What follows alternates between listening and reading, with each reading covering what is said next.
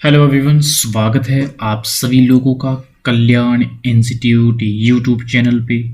आज हम इस वीडियो के अंतर्गत मजदूरी कीमत लोचशीलता का सिद्धांत को समझेंगे कि ये सिद्धांत किसने दिया, ये सिद्धांत किस तरह से है, क्या है, इसके माध्यम से क्या कहा गया है। तो आज की इस वीडियो के अंतर्गत हम यही समझेंगे।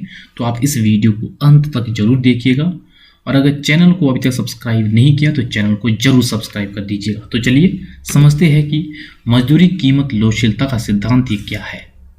एक तो जो ये मजदूरी कीमत लोचशीलता का सिद्धांत है, इसे पिगू ने दिया।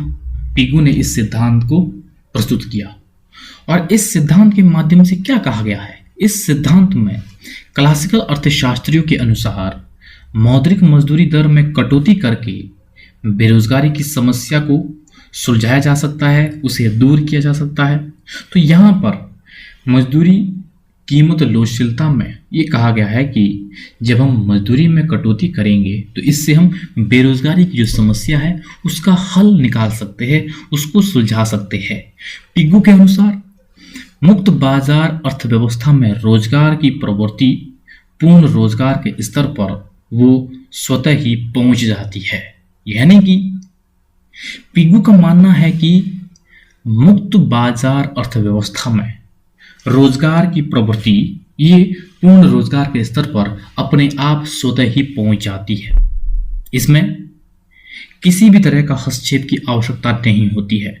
और पिगू ये कहते हैं कि अगर होती भी है तो अनैच्छिक बेरोजगारी होती है।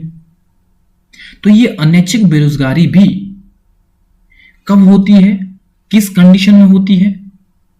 ऐसे नहीं होगी। जब मुक्त बाजार होगा तो मुक्त बाजार की स्थिति में ये अनैच्छिक बेरोजगारी भी नहीं होगी।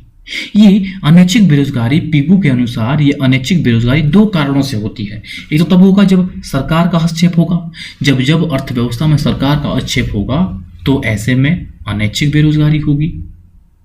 और जब मजदूरी दर में दक्षता होगी, उनमें मजदूरियों में कहीं वृद्धि होगी, तो ऐसे में भी जो अनैच्छिक बेरोजगारी है वो उत्पन्न होगी।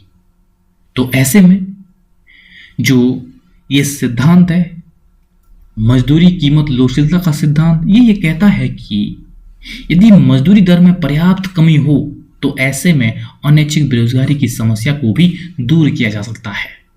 जब हम मजदूरी की दरों में कमी करेंगे तो ऐसे में जो उत्पादक होगा उसे प्रॉफिट होगा।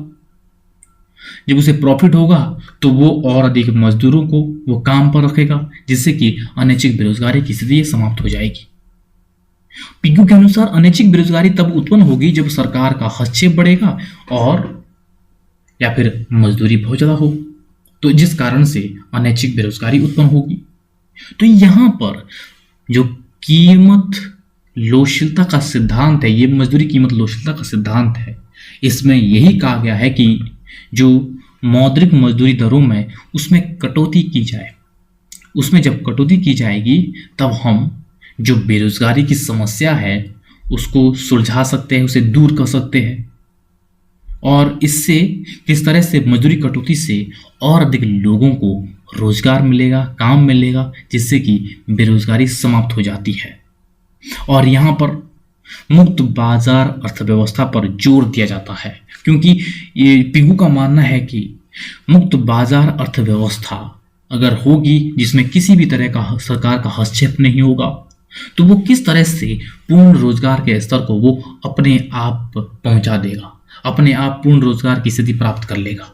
तो इस तरह से ये मजदूरी कीमत लोचशीलता का सिद्धांत है, जिसको मैंने आज की इस वीडियो के अंतर्गत समझा। तो मुझे उम्मीद है कि आपके लिए जो ये वीडियो है, ये वीडियो काफ़ी उपयोगी रहा होगा। और अगर चैनल को अभी तक सब्सक्राइब नहीं किया तो चैनल को जरूर सब्सक्राइब कर दीजिएगा और मुझे दीजिएगा इजाज़त। और आप सभी लोगों का बहुत बहुत शुक्रिया।